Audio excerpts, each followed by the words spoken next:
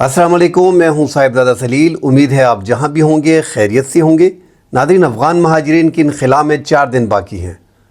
2 सूबाई हुकूमतों ने, सिंध ने और खैबर पुख्तनख्वा ने कैंप्स जो है रजिस्ट्रेशन के लिए कायम कर दिए गए हैं। ईद के बाद नाज़रीन अपोजिशन का अलायंस जो है वो हुकूमत के ख़िलाफ़ एहतजाज करेगा, उस हवाले से बात करेंगे। साथ अफ़गान तोरखम बार्डर पे पाकिस्तानी हुक्काम ने 100 से ज़ायद बच्चों को अफ़गान हुकूमत के हवाले कर दिया, इस हवाले से बात करेंगे। नाज़रीन, डिटेल में बात करने से पहले तमाम तर दोस्तों से गुजारिश है, देखने वालों से गुजारिश है, जिन्होंने हमारे चैनल को सब्सक्राइब नहीं किया काइंडली वो सब्सक्राइब करें। अगर वीडियो पसंद आती है तो लाइक ज़रूर कर दीजिएगा। अपनी कीमती आरा से हमें ज़रूर कमेंट सेक्शन में आगाह करें अगर आपके पास वक्त हो। नाज़रीन, अफ़गान महाजिरीन की इनहिला में 4 दिन बाकी हैं।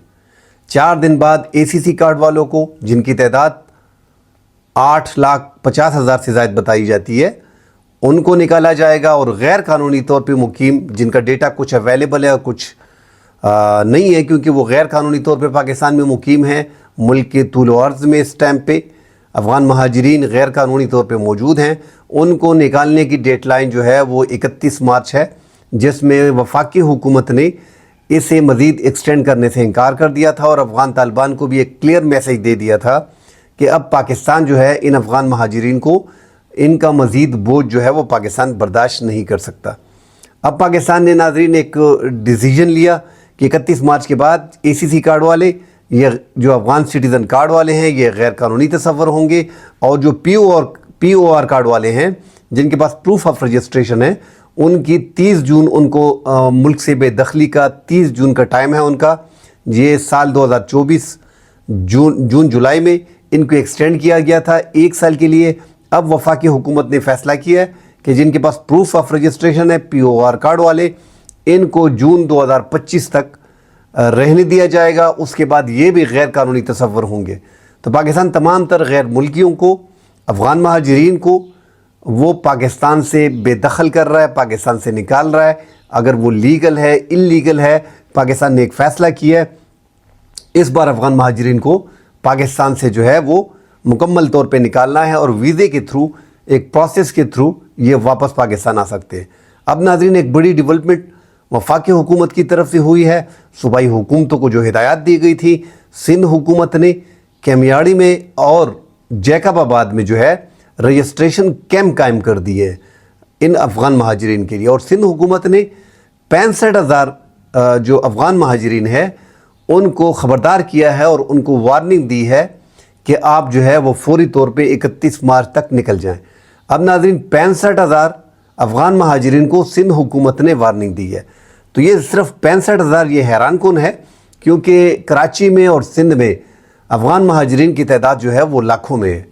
तो 65,000 के बारे में कहा जा रहा है कि सूबाई हुकूमत ने, सिंध हुकूमत ने 65,000 अफ़गान महाजिरीन को वार्निंग दी है। इस तरह नाज़रीन, खैबर पुख्तनख्वा में, जिसमें 54% टोटल जो पाकिस्तान में 3.5 मिलियन, 3 मिलियन के करीब जो कानूनी, गैर कानूनी, POR कार्ड वाले, ACC कार्ड वाले जो अफ़गान महाजिरीन हैं, उसका 54% हिस्सा जो है वो खैबर पुख्तनख्वा में जो है वो मुकीम है। मतलब जो परसेंटेज है इन सब की 54%, आधे से ज़्यादा जो है वो खैबर पुख्तनख्वा में मौजूद है। खैबर पुख्तनख्वा में 2 एरिया में रजिस्ट्रेशन के लिए इन अफ़गान महाजिरीन के इनहिला में जो 4 दिन बाकी हैं, 4 दिन बाद क्रैकडाउन जो होगा, उनके लिए कैंप बना दिए गए हैं। लंडी कोतल में जो खैबर का इलाका है, गुलाब ग्राउंड के करीब जो है वो कैंप कायम कर दिए गए हैं। आर्जी कैंप होंगे चंद दिन के लिए।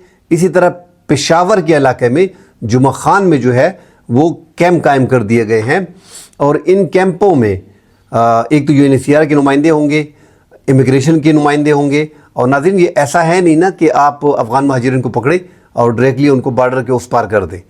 एक प्रॉपर तरीका होता है। गैर कानूनी अफ़गान महाजिरीन को पकड़ने के बाद उनकी यहाँ पे रजिस्ट्रेशन होगी, उनका फिंगरप्रिंट लिए जाएंगे, उनकी जो है मुकम्मल डेटा इकट्ठा किया जाएगा, ताकि दोबारा अगर ये पाकिस्तान में गैर कानूनी तौर पे दाखिल होती हैं तो उनका पता चल सकेगा कि ये फ़ना तारीख़ को गैर कानूनी तौर पे पाकिस्तान से निकाला गया था, दोबारा इसको डिपोर्ट कर दिया जाएगा। तो एक पाकिस्तान प्रॉपर तरीके जो इंटरनेशनल तरीक़ाकार है उसके मुताबिक अफ़गान महाजिरीन को जो है اس بار ٹریٹ کر رہا ہے، اور ان کو رجسٹریشن جو بنائے گئے ہیں، جو کیمپ بنائے گئے ہیں رجسٹریشن کے لیے، وہ سندھ کے میاڑی، جیکب آباد میں جو کراچی کا ہے سندھ، اور ساتھ جو ہے خیبر پختونخوا لنڈی کوتل کا علاقہ، خیبر کا علاقہ لنڈی کوتل گلاب گراؤنڈ، اور جمعہ خان پشاور میں یہ کیمپ قائم کیے گئے۔ پشاور میں جو کیمپ ہیں اس میں 1500 جو افراد ہیں ان کو رکھا جا سکتا ہے۔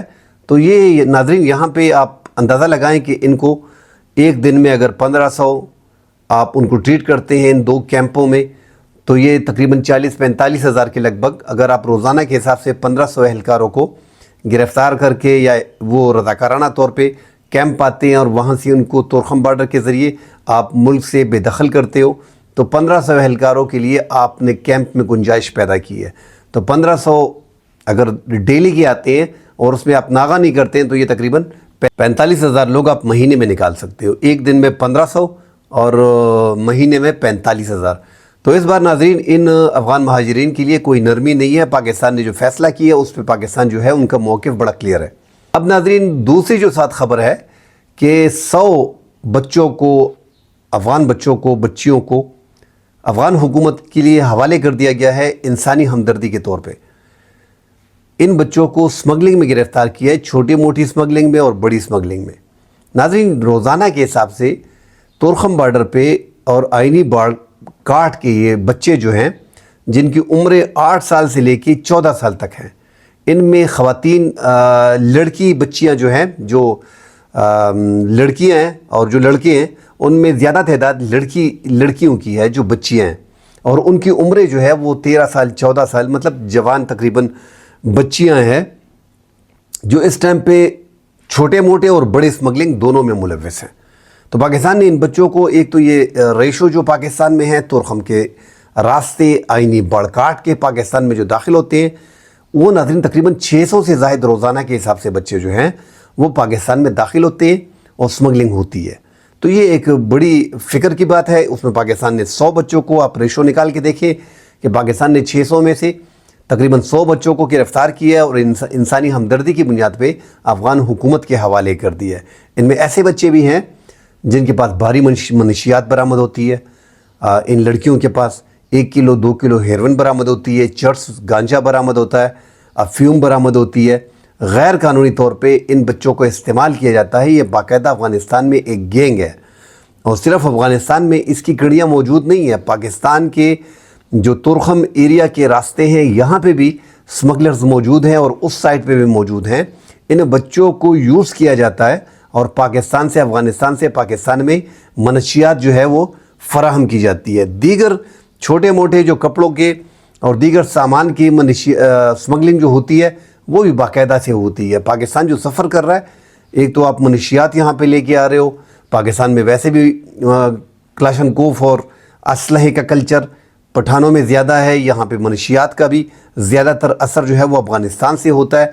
ہیروئن اور چرس جو ہے اور افیون یہ آتی ہے، اور یہ اب جو شیشہ وغیرہ شروع ہو گیا ہے، یہ جو کرسٹلز ہیں، کیا بولتی ہیں، آئس، یہ پاکستان میں لائی جا رہی ہے، افغانستان سے زیادہ تر آتی ہے، اور پاکستان میں اس کے زیادہ سمگلر اس سائڈ پہ موجود ہیں، اس سائڈ پہ بھی موجود ہیں، مگر یہ بچے جو افغانی ہیں ان کو استعمال کیا جاتا ہے، اور میں جوان لڑکیاں بھی ہوتی ہیں۔ تو اس پہ اب ریشو آپ دیکھ لیں کہ 600 650 بچے روزانہ کے حساب سے اس آئینی باڑ کو کراس کرتے ہیں اور پاکستان میں سمگلنگ کرتے ہیں، اور اس میں 50 55 60 100 کے قریب پاکستان گرفتار کر لیتا ہے۔ جن بچوں کو دیکھا جاتا ہے تو پھر انسانی ہمدردی کی بنیاد پہ افغان حکومت کے حوالے کیا جاتا ہے۔ تو پاکستان سفر کر رہا ہے، سمگلنگ سے منشیات آ رہی ہیں، شدت پسندی ہو رہی ہے، ان چیزوں کو بارڈر پہ سٹرکٹلی کنٹرول کرنا پڑے گا، بڑی احتیاط کرنی پڑے گی۔ افغان حکومت سے بھی یہ مسئلہ ان کے ساتھ بھی اٹھانا پڑے گا، کیونکہ اس سائڈ پہ وہ دیکھ رہے ہیں اپنے بارڈر کو مینیج نہیں کر رہے، اور جگہ جگہ پہ باڑ کو کاٹا جاتا ہے، شدت پسندی پاکستان میں ہوتی ہے، سمگلنگ بھی کافی تعداد میں ہوتی ہے، منشیات یہاں پہ آ رہی ہیں۔ تو یہ ایک بڑی ایشو ہے اس ٹائم پہ، اور پاکستان کو بڑا سیریسلی اس کو دیکھنا پڑے گا۔ ناظرین تیسری جو ساتھ خبر ہے، پاکستان تحریک انصاف اور جمعیت علماء اسلام وہ بڑے قریب آ رہے ہیں، اور ان کے جو اختلافات تھے آگ اور پانی کی مثال ہے ان کی، کیونکہ دونوں مکمل طور پہ ایک دوسرے کی ضد ہیں، ایک دوسرے کے خلاف تھے۔ مولانا فضل الرحمان صاحب کو بھی بڑے عمران خان نے اپنے دور میں ان کو اچھے الفاظ سے یاد نہیں کیا، بار بار اپنے جلسوں میں ڈیزل ڈیزل ڈیزل وغیرہ مولانا فضل الرحمان صاحب کو کہا جاتا تھا۔ اس طرح مولانا فضل الرحمان صاحب بھی پی ٹی آئی کے چیئرمین عمران خان کو یہودی ایجنٹ اور یہودی ایجنٹ کے علاوہ کوئی دوسری بات تھی نہیں، مگر سیاست ہے، سیاست میں سب کچھ پاسبل ہے۔ پی ڈی ایم بنانے میں مولانا فضل الرحمان صاحب کا اہم کردار تھا۔ اس ٹائم پہ مسلم لیگ نون اور پیپلز پارٹی مکمل طور پر بیٹھی ہوئی جماعتیں تھیں۔ تحریک انصاف نے ان کے لیڈران کو گرفتار کر کے جیلوں میں ڈالا ہوا تھا اور ان پہ بڑی سختی تھی۔ اس ٹائم پہ مولانا فضل الرحمان صاحب میدان میں آئے اور ان جماعتوں کو اٹھایا اور پی ڈی ایم کے سربراہ بننے کے ساتھ ان کے لیے بڑے بڑے جلسے کرتے تھے۔ موجودہ حکومت کو، شہباز شریف کی حکومت کو، پیپلز پارٹی کو اچھی طرح پتہ ہے کہ اگر مولانا فضل الرحمان صاحب تحریک انصاف کے ساتھ اتحاد کرتے ہیں، ہاتھ ملاتے ہیں اور الائنس ان کا بنتا ہے آگے، تو پھر آگے جا کے حکومت کے لیے کافی مشکلات ہوں گی، کیونکہ پاکستان میں اس ٹائم پہ مولانا فضل الرحمان صاحب ایک زیرک سیاستدان ہے، ایک بزرگ سیاستدان ہے، اور اس کے ساتھ ساتھ اگر آپ کسی بھی سیاسی جماعت کو جلسے کے لیے کہیں تو واحد جمعیت علماء اسلام ہے کہ وہ 48 گھنٹے کی کال پہ پاکستان کے کسی بھی کونے میں، کسی بھی ضلع، کسی بھی تحصیل میں، کسی بھی صوبے میں لاکھوں لوگوں کو نکال سکتی ہے۔ یہ گر مولانا فضل الرحمان صاحب کے ساتھ ہے۔ آپ اسے مدارس کے بچے کہیں، آپ اس کے سپورٹر کہیں، جو بھی کہیں، مگر مولانا فضل الرحمان صاحب لاکھوں لوگوں کو سڑکوں پہ لا سکتے ہیں۔ حکومت کو بھی اس چیز کا اندازہ ہے۔ پی ڈی ایم کی گورنمنٹ میں بھی جو مولانا فضل الرحمان صاحب نے کردار ادا کیا وہ شہباز شریف کو اور زرداری کو اور بلاول بھٹو کو اور مریم نواز کو اچھی طرح پتہ ہے۔ جتنے بھی نواز شریف کے، یہ مسلم لیگ نون کے، پیپلز پارٹی کی یا پی ڈی ایم کا جلسہ ہوا کرتا تھا، 80 سے 90% لوگ جو تھے وہ مولانا فضل الرحمان صاحب کی جماعت جمعیت علماء اسلام کے ہوا کرتے تھے۔ آپ جھنڈوں کو نہ دیکھیں کہ اس پی ڈی ایم میں جھنڈے تمام تر سیاسی جماعتوں کے تھے۔ بہرحال 80 سے 90% لوگ پی ڈی ایم میں جمعیت علماء اسلام نکال کے دیتی تھی۔ اس بار بھی حکومت کو اندازہ ہے کہ اگر ایسا ہوا، مولانا فضل الرحمان صاحب ان کے ساتھ مل گئے تو معاملات بگڑ سکتے ہیں۔ اب یہاں پہ ناظرین جو الائنس اپوزیشن کا بننے جا رہا ہے، ایک طرف تو عمران خان نے اچکزئی کو، سینئر پولیٹیشنز ہیں، بلوچستان سے ان کا تعلق ہے، ان کو جو ہے کامپرس پارٹی کے سربراہ ہیں، ان کو الائنس کا جو ہے وہ چیئرمین بنایا ہوا ہے، اور مولانا فضل الرحمان صاحب اگر اتحاد میں شامل ہوتے ہیں تو پھر لیڈ مولانا فضل الرحمان صاحب اور اچکزئی ان میں مسئلہ آئے گا، اور ڈیفینیٹلی مولانا فضل الرحمان صاحب اچکزئی کے نیچے یا تحریک انصاف کے دیگر لیڈروں کے نیچے الائنس کو آگے نہیں لے کے جائیں گے۔ تو اب بات ہو رہی ہے کہ مولانا فضل الرحمان صاحب کو سربراہی دی جائے گی۔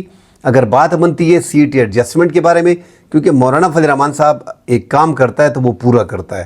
ایسا نہیں ہے کہ وہ تحریک انصاف کے ساتھ جو اتنی دوریاں تھیں اتنی آسانی سے اس کے ساتھ مل لیں گے۔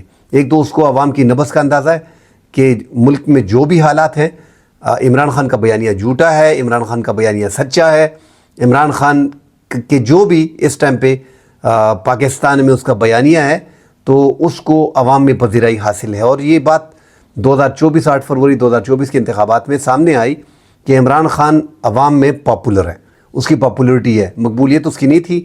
اپوزیشن اسٹیبلشمنٹ سے اس کی ٹسل چلی آ رہی تھی، اسٹیبلشمنٹ کو عمران خان قبول نہیں تھے، ان کی جتنی بھی اکثریت تھی وہ قبول تھے نہیں، اس لیے وہ آج اپوزیشن میں۔ اس سے پہلے اسٹیبلشمنٹ کو نواز شریف قبول نہیں تھا، اس پہ پاناما کے کیسز تھے، ان کو کیسوں میں جو ہے کامہ نکالنے پہ جو ہے وہ سیاست سے آؤٹ کرنے کی کوشش کی گئی، اس کو مائنس کرنے کی کوشش کی گئی، پھر ان کو جو ہے وہ لندن بھجوایا گیا۔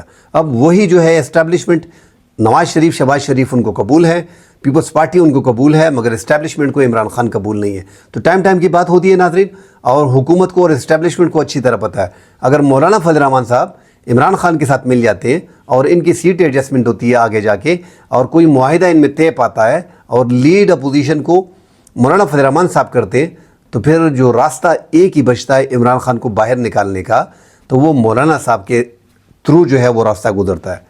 اگر مولانا فضل الرحمان صاحب اکڑ جائیں، اس چیز پہ اڑے رہیں کہ عمران خان کو باہر نکالنا ہے، تو پھر عمران خان اور یہ تحریک انصاف اچھی طرح جانتی ہے کہ اب جو انہوں نے آس لگائے بیٹھے تھے تحریک انصاف والے کہ ڈونلڈ ٹرمپ جو ہے وہ کچھ کرے گا، اب بھی پاسبلٹی ہے کہ وہ کوئی راستہ نکال لے، کیونکہ انہوں نے کمپین میں اور بڑے واضح انداز میں کہا تھا کہ میں عمران خان کے لیے کچھ کرے گا جب اقتدار میں آؤں گا. دوسرا جو ریپبلکن پارٹی ہے ڈونلڈ ٹرمپ کی اور ڈیموکریٹس ہیں، ایک تو بل پیش کر دیا گیا ہے، ہو سکتا ہے وہ بل پاس ہو، مگر مشکل لگ رہا ہے کہ جو آرمی چیف ہے عاصم منیر اس پہ پابندی لگائی جائے، اسٹیبلشمنٹ سے پوچھا جائے جو جمہوریت پاکستان میں ہے اس جمہوریت ایکٹ کو پاکستان کو جو ہے وہ نقصان پہنچانے کی کوشش کی جا رہی ہے، ان پہ پابندیاں لگائی جائیں اور ان کو امریکہ آنے پہ بین کیا جائے اور عمران خان کو رہا کیا جائے. ایسا بل جو ہے وہ پیش کر دیا گیا ہے جس کا پاس ہونا مشکل لگ رہا ہے. مگر تحریک انصاف نے جو آس لگائے بیٹھے تھے ڈونلڈ ٹرمپ سے، تو ڈونلڈ ٹرمپ جو ہے وہ ایک شخصیت کے لیے پاکستان کی اسٹیبلشمنٹ سے ٹسل نہیں لے سکتے، کیونکہ ان کو پاکستان کی اسٹیبلشمنٹ کی بہت ضرورت ہے.